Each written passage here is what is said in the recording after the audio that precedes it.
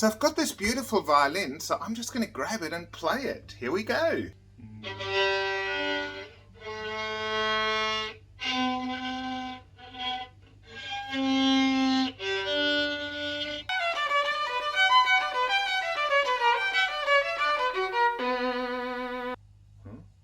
The strings are on the wrong side. It's a left-handed violin. That's right, a left-handed violin. So I'm going to try and play it. Here we go. That can't be hard, can it? I've played violin for many years. This is so awkward.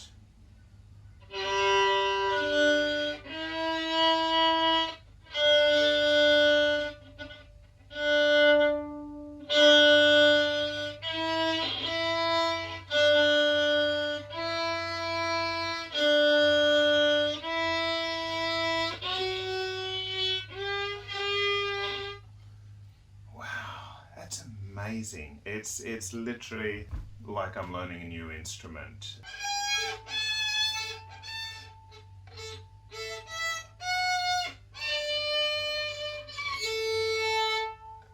That is incredible. Okay, I'm going to do this on a right-handed violin.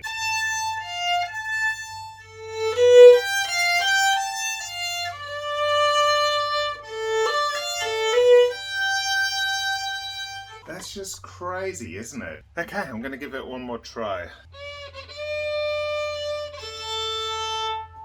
Now this is me honestly not pretending, this is me really trying my best.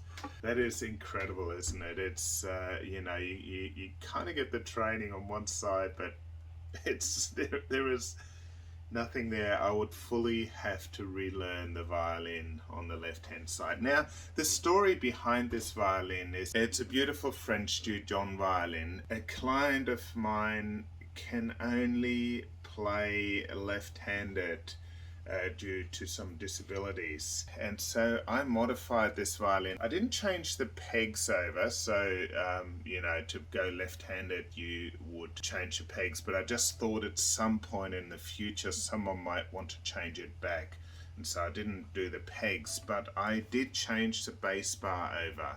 So the bass bar sits inside the instrument. I'll show you on another instrument. So this is a repair I'm currently working on. So the bass bar sits here, and when you hold the instrument this way, it sits under the lower strings of the instruments. You can do a swap around, like you swap the strings around, but then the whole way the instrument works is going to change. If you want to get the instrument sounding right, you actually have to swap the bass bar over. So that's the biggest part. And then you swap the bridge. So normally the low side of the bridge is on the here, on the where the E string normally is, and the high side of the bridge is here. And so I had to swap that around as well. So everything is literally swapped around for this player to basically allow him to play. I've had a few players who've had that done. I've had a cellist who had that done recently. Had RSI in one of his hands, and so he did a swap over, and he's now playing left-handed cello, and he's considering doing the whole modification at some point, but for now we just did the basic modification. Yes, so so this is something that can be done. So it's just a consideration if due to a disability or something, and some players actually do it because they're left-handed. But I've also known left-handed players playing right-handed violins and working it out beautifully. So that's not so necessary. Here it was literally because of a disability, and the only way the player can move fingers is on the right side. So it's going to be amazing. I can't play this violin. I'm really sorry. I might challenge myself again sometime in the future. Unfortunately, I didn't have time to film the process, but I have filmed the process of fitting a bass bar in another video, so you can always watch that. So the bass bar normally sits on here, which is from the inside on the right hand side or on the bass side of the instrument.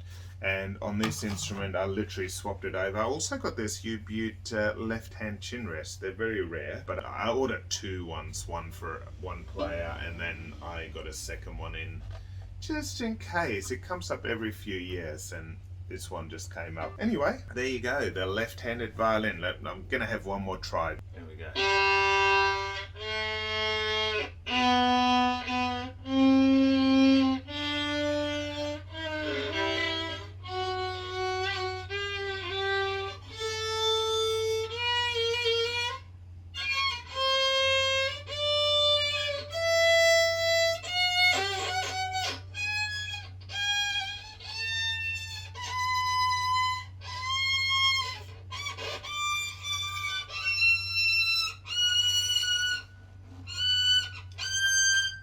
Ah, beautiful, isn't it? Just beautiful.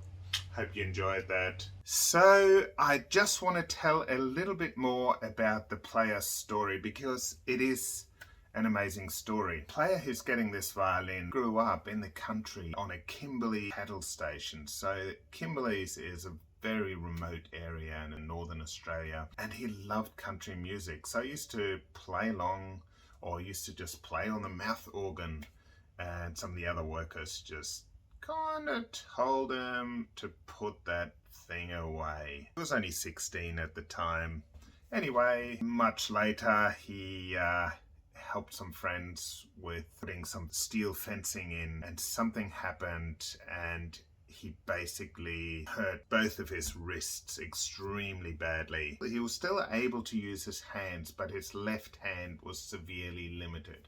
So his right hand's still good, but the left hand severely limited. What happened was, at age 55, he ended up with a throat cancer or something like that. Unfortunately, his tongue and entire voice box had to be removed, so he can no longer speak. But when he was lying there in hospital, he thought, you know, a violin might be a way that I can express my emotions. And he decided to learn the violin. But obviously it was hard playing that way, so he wanted to go left-handed.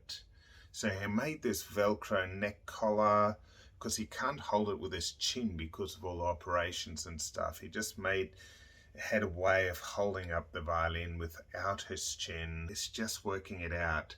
And so now with a left-handed violin, he'll have a lot more freedom to move his right hand. Sorry, I'm laughing because I'm still struggling to get my head around this. So he's using this hand now so he can, create a tone. Basically, the violin is going to become his way of making a sound in this world and expressing himself. He got inspired by a lady on YouTube that had lost her bowing arm in a car accident, and she has a mechanical arm now, but she's still playing. And he's super inspired by Winston Churchill's words, "The impossible just takes a little bit longer." It's pretty amazing. So he said out on the farm where he lives now, he can practice every day as long as he wants without anyone telling him to put the bloody thing away. I'd love to actually follow the story a little bit more, and hopefully, maybe he'll share some more of how he's going with it. I'm really curious to see how it all goes. It's amazing to have this opportunity. There's no way I could possibly imagine what it would be like not to communicate with words anymore. I mean, it's how I've always operated in this world, and I just couldn't imagine it. So what a beautiful thing to have a violin to create these sounds and to make music and express yourself in the world. So thank you so much for sharing your story, Greg. I truly appreciate it. He only just wrote in last night after I'd sent the violin, so I just wanted to share that with you. Just be grateful for what you have, and how amazing is it to have this beautiful instrument that we can express ourselves with. So yeah, keep making beautiful music.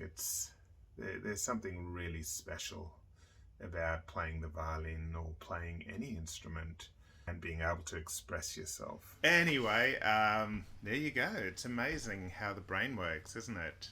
So you can see, if you swap the side, you literally need to relearn the instrument. That's just fascinating.